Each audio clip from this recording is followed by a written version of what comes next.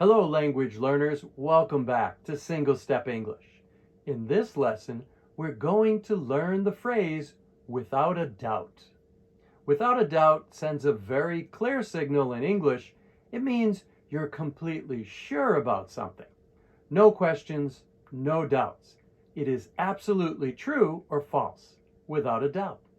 For example, if someone asks, "Are you excited about the upcoming holiday?" You could reply, "Without a doubt."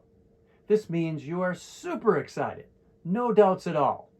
You have been working hard or studying hard. Are you ready for a vacation or a holiday? Without a doubt. Here is another situation when you can use this useful expression. If your friend asks, "Is pizza your favorite food?" and you really love pizza, you can answer by saying, "Without a doubt, pizza is definitely one of my most favorite foods." By the way, what's your favorite food? Tell me in the comments section below.